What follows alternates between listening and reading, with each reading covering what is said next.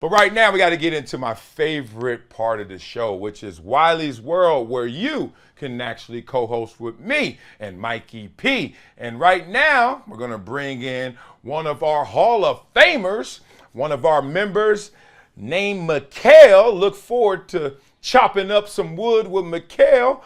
Where is Mikhail? Shall I see Mikhail? Oh, look at him. He chilling. Mikhail, can you wake up, Mikhail? Oh, man, he got the prepaid Wi-Fi. This dude got the frozen prepaid Wi-Fi. Oh, man, this is not what you spend your money on right now. All right, we're going to have to go back to him. Hope we get Mikhail back. But right now, we got my man Mikey P up in the building. Let's see if he's frozen as well. Let's see if we got a corpse or we really got Mike. Oh. Wait, he's back. He's back. Dog, you talking about freezing up in the moment. That is literally freezing up in the moment. Like, oh my God, I'm going to be on Never Shut Up. No, don't freeze up, big dog. What's up, Mikey P? Talk to me, brother. Wow, did you watch the finals last night? I did watch The Inevitable. It felt like I was watching The Green Mile Part 2 because it was like, I know this, I know Miami is just walking to their death, but go ahead, good job. And for most of the game, they actually had us interested thinking they could extend the series. Yeah, well, I got one question for you, and everyone wants to know the answer. No, it's not. Are you happy that Jokic is going to finally go home? Because he said that like 10 times. But is he not just the best center, not just the best big man, is he the best player in the NBA right now? Yeah, I think it's really, yes. I would say yes because two-time MVP, Wow. should have been a third-time MVP. At least he certainly wasn't distant from Embiid. Then you win the finals MVP on top of a championship. Yeah, you're the best player in the game. Let's just be real about that, though. He may be the best player in the game, but it just feels like the discussion right now is a little watered down, or there's just so many others to pick from. And it's weird because LeBron obviously is the best, the greatest player playing right now. Not the best. The greatest player playing, going in that GOAT conversation with Jordan. At the same time, we see him, he has to be coming down the hill ever so slightly. And then you got Giannis sitting there. You got Embiid trying to raise his hand. You got Jokic. And let's just be real. All those guys don't make us think of LeBron tier 1, Jordan tier 1, Kobe tier 1 when they were the best players in the game. So even though Jokic is, and this is not controversial, I mean, he affects everything. He does it all. The hesitation that people have to give him his flowers fully is part of us saying, yeah, you're the best, but maybe the best right now is not as great as it usually is. That's what I'm starting to feel from a lot of people. But Mikey P, I'm going to put you on hold. Excuse me, I'm going to freeze you right now because I got to unfreeze my man Mikhail because I think he finally got that check cash, and he's now going to put some money on that prepaid. And Mikhail, oh, I can hear him too. Mikhail is actually here, so let's bring him in, man. Don't take your time. Oh, there he goes. What's up, big dog? You unfroze now? Yes, sir. What's going on with you, Big W? Oh, I'm good, man. You looking like you taking up that whole seat. I love you, a big dog. You used to play some ball, huh? Well, I'm too old to even remember nowadays, but we getting there. My man. What's on your chest other than a lot of taco meat? Man. What's up? So here's my question for you. You seen the Mayweather-John Gotti situation over the weekend. Do you think that was a show or you think that was real life?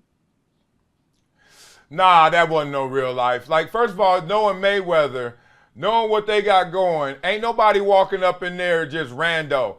Like, you know what you're getting into when you're dealing with that, right? So, like, you just got to understand that this is big business, and then they're in the promotion business right now, which is not only promoting a fight, but promoting in fight. And I think right now with social media and how you can get so many people interested in something just because it's viral, just because everybody's talking about it, that now there are built-in elements, WWE, WWF. It's like, it's not fake, but it's highly produced, scripted, which they don't want to say the word fake, but for us talking, because we boys, yeah, that stuff's fake. Well, I'll say this much. John Gotti's sister definitely sold a fight with his daughter, so that's going to be wild. Yeah, that's real. That's real. Look, first of all, fake or real, I ain't trying to get on the bad side of the family. You know, I don't know what the family really about now. You know, they got their history, their reputation. Sometimes you could be out the streets, but everybody's still scared of you. That's kind of how I grew up. Like, I grew up where my family was known, and I wasn't proud of it, but I ain't gonna lie. I had that card in my back pocket, right? So when cats wanted to really flex on me and test on me, the streets would whisper, not Wiley. He know people. He got family like that, right? And look, it protected me and navigated me, and I'm sure Gotti the Third is using some of that clout as well without necessarily having to put in that work like the name and the family's reputation has. So all is love, man. What else you got on your chest? Give me another one. Man, there's so many questions. I guess now, I know we just got through the conversation of Yoke, but I want to know how, or what's your perspective on Jamal Murray specifically as a player? Is he up there as a number 2 in regards to like a Pippen, a Powell, or even Kobe to Shaq, so on and so forth? You see what I'm saying? Yeah, I love their ages. I think they're like 26, 29, 28. So they're perfect in the prime. Murray came off the ACL, the knee injury. All of a sudden, you see him play this year, they win the championship. Favorite to win it again next year. They're not going anywhere. If you think about the Lakers are going to be a year older with LeBron leading them. AD is always brittle, despite him always being amazing when he's healthy. You got to look at around the Clippers. Can you ever bet on their stars being healthy when they need them? Phoenix is cap strapped. They don't know what to do. Do you get rid of Ayton? You get rid of Paul? Do you get rid of both? They're in trouble in that situation. New coach. We don't know what's going on, et cetera, et cetera. So much moving around Denver where Denver is looking like we could keep our core together, and Murray's a beast. Like, Murray is a dude. You can see the dog in him, and he plays his role perfectly. When you got Jokic, who can do it all, don't step on his toes and say, no, me too. And that's what happens to a lot of number 2s because they got the game of a number 1, but they just are against somebody else on their team that is greater, that's better. So they don't want to necessarily take that back seat. I'm glad Murray understands his role, that I can lead this team, but we're better served, better off with Jokic doing it. So keep them two together, man. Everybody in trouble. We're going to have to go through Denver to win it all. I got you. And then I guess my last question, as a Vikings fan, unfortunately, the whole Danielle Hunter situation. Yeah, you heard it right. Yeah, first of all, where are you right now? You're in Minnesota? No, I'm currently in Florida. Okay, yeah, like most Vikings fans. Most Vikings fans are in Florida, right? We love y'all up there in the cold. Yeah, I get it. Why you not a Jag? You got too many teams out there. Jaguars, we got Dolphins, Buccaneers. You even got Atlanta. That's damn near south of North Florida. What's up? Why you can't move on? You know what? It's a funnier situation. I'm originally from New York. Grew up. My father was a Viking fan. He's from Minnesota. So he kind of integrated me into that life of that failure of a life. So unfortunately, I'm stuck in that now. You're gonna be a Viking fan? No, Daddy, please. No, Daddy, don't do it. Yes, you are, son. Okay, I get it. Basically, the father sins, right? That's rule. That is the rule, man. So the question, you want to talk about the running back situation? What you want to talk about? No. I know you already had a show on the running back situation with Dalvin Cook. More so Danielle Hunter. There's a lot of speculation in regards to him. He's apparently not showing up to OTAs. It looks like they're going to be shopping him. Now, in regards to edge rushers, would this be a major loss for the Vikings, or can they leverage this? Okay, let me take this high level and then bring it back to Hunter, Vikings, etc. As much as we talk about an edge rusher really, truly affecting the game, and there are some special ones out there. Even Von Miller, still at his age right now, still has that type of impact, right? Edge rushers. You got to think, how much are they really affecting the game before you give them what they're commanding in top salaries. So, long story short, you know, the greatest defensive ends of all time, if you start at the top, Bruce Smith for me, won 0 Super Bowls, played well in many playoff games, etc. You can get 3-4 sacks, lose a game. You can win a game by a ton with 0 sacks. It's more about the pressures, the hits, right? Affecting the quarterback, affecting the passing game. So in this situation, to kind of bring it back down and make it granular, OTAs, you know what the O stands for, right? It's actually optional. Like the players call it optional. Like, you know, we ain't got to be there, dog. You know what I'm saying? They try to change it to all these other things, but basically, we ain't got to be there. And you're seeing the same thing happen with Saquon Barkley. These cats just want to get paid because they know how finite their shelf life is. When you're in your prime, in most sports, you got you a window you could bet on. Think about it. If you're playing baseball, you got a prime, you're like, I got 6-8 years of doing this once I get to that level. Basketball, you think the same thing as well. In football, no matter how good you are, you know how fickle that sport is. So you can't be mad at any player for treating their body like a corporation, like a business. Like, dog, I got to get mine and get mine now. Just like you in that parking lot at that check cashing place. You got to get your money and get yours now, right? So the same thing with Hunter, man. Hunter just like, I got to get mine now. And they're weighing seriously behind closed door. We know he's a beast. We know he's a great player. However, how much impact is he going to have on us doing it all? Okay, we know in Kansas City who won it all last year, and you can start going team by team. How many times have you seen the best pass rushers win it all, right? Kansas City, edge rushers, not win it all. They can win it all, and they don't have the best edge rushers. So that's the balance in that. Players are trying to say, you need me. Teams are saying, yeah, but at a certain point, certain price, and that's the rub right here. I appreciate you, Mikhail, man, coming on here. Tell Pops he took you on a journey, man. He could have just left you in New York and made you a Giants-Jets fan, but you went around the world of the NFL, man, and I appreciate you being a Hall of Famer, big dog. Come back on anytime. That's the beauty of this show, man. You truly are my co-host. All right, y'all. Hey, now get him off the screen so he can go give up that 20% to that check casher place.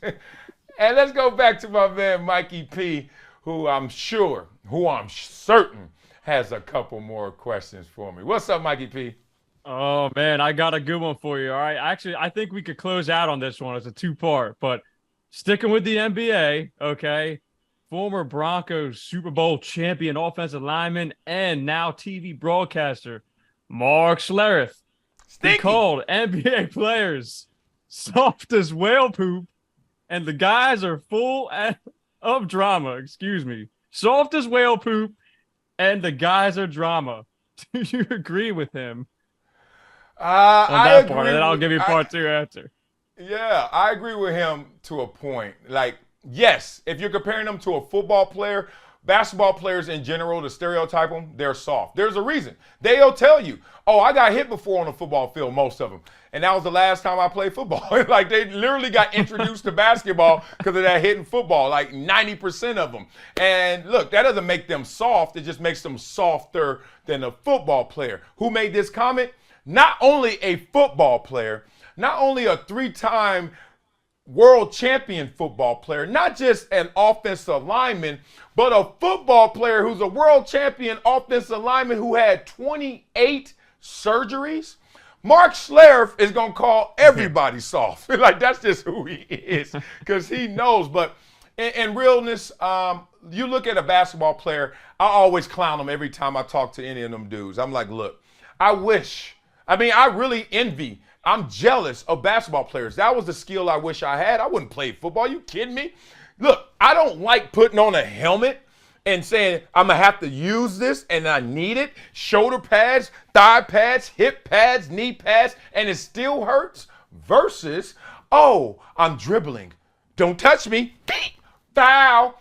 Foul. And then I get to go to the free throw line with my tank top on, my shorts, everybody staring at me, and all the pretty girls in the front row with some dudes that got money but they ain't cute, and I'm just looking like after the game, girl, and I'm pounding that rock, and I'm looking around, I'm sweating, and the camera's right in my face. Ain't no face mask to block my face, so I'm getting all the shine, all the popularity, and I just do this, swish, all right? And then I was like, all right, I'm going to get another one. I was shooting a 3. I get 2 more.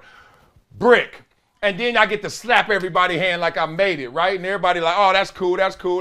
Then you get another one. Man, they sport is way better than football. So hell yeah, I'm jealous. And hell yeah, they soft because they didn't take the hard way to get into the pros. Must be nice, right? And guaranteed all right, contracts. Yes, sir. Follow up. This is the last question, okay? So, which do you like better? 90s basketball, which is more physical, or the more finesse style of these softer than Charmin athletes of this generation? And Man. I'm not, again, that's not my opinion. Just throwing it out there. I hate yesterday's sports more than today's sports. And I'm going to say that to the day I die. And it's just obvious. If you don't believe me, you can look at measurables, metrics, like track and field is the easy one, right? Like Jesse Owens, woo, Berlin Games, Jesse Owens and world record.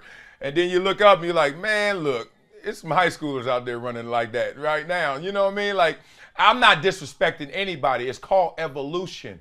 The world keeps spinning, and I keep grinning because I love seeing all these amazing athletes. Now you see guys on regular 7 feet with handles shooting threes. I like it more because it's a higher level of athleticism.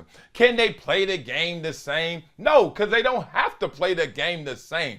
You don't act like your mama and daddy. Why? Because you are different, because it's easier. That's called technology. Evolution is happening in athletics as well. So when I see the 90s ball, I'm laughing because I'm like, one, those guys were limited compared to these guys today athletically, right? You can't get the Kurt Rambises of the 80s, the Bill Lambiers of the 90s. I love them, respect them. But there was a reason why they were so damn physical. Because they couldn't do nothing else. Like my coach used to always say to us, when there was a team more athletic than us, and this was rare, he was like, muck it up. He's like, when you know you can't catch them, put your hands on them and put them on them early and long. That's what you do. So that's what the 80s and 90s guys typically had to do. You had your greats, Magic, Jordan, tons of them, Alex English, you name them. They transcend eras. But the meat of the era, numbers 6 through 9, man, stop it. Number 6 through 9 back in those days is now on the end of the bench. They're all Udonis Haslam's now. Like, that's how far as you're going to get. So that's how it goes. All right, I got a quick one for you. So, yeah, off of this conversation, would Marcellus Wiley have been able to play 15 years in the NFL in the current NFL as opposed to when you played? Me? No, it would be the opposite. 10 already. I mean, well, you know what? You're right. I played 10, and I could have played longer now because it's softer in terms of how they treat you in practice. It's easier. Mm-hmm. Call it whatever you want. To me, softer is not a negative connotation. Like, I'm actually a softie. My nickname is Teddy Bear. Y'all call me that dude. Y'all call me Wild Style. Y'all call me Marcellus. My family calls me Teddy Bear. I am soft, and I'm soft with my hand raised. Dare you to test it, though. But look, I ain't trying to get hit. Who the hell, what? Only Ray Lewis and Dick Butkus is the only 2 dudes I've ever met in my life who actually like getting hit. Rest of us is like, yeah, it's a negotiation, right? How much you gonna give me? I'll take the hits. And that was me. I'm a softie. But if I play now, I would probably play longer just because they take care of you better than they did back in those days. But it's tougher to play now because these suckers out here. I was 280, ran a 4.6, and they were like, oh, that's amazing. There are dudes now 260 running 4.4s, 270, 280 running 4.4, 4.5. Like, it's a whole different animal out here right now. And I'm looking at my son. My son is 7. Who knows if he ever makes it to high school football? But I'm telling you right now, I was beyond the man at age 8. My son is better than me already, and he ain't even 8. And I'm like, oh, this is just going to keep getting better and better. Accept it, people. It's okay. These youngins got us. Yeah, your kids got wheels, so look out, everybody. Look out. Yeah. I think that's a good way to end today's show. Good work. Yeah, he a whole different animal, man. Just like it's the way the game goes, Mikey P. So I appreciate you. And you're going to get Yes, out of here sir. fast, too, just like my son's fast. Faster than my son. Get Mikey P up out of here. Let's do that. Oh, I love it, man. Appreciate you guys.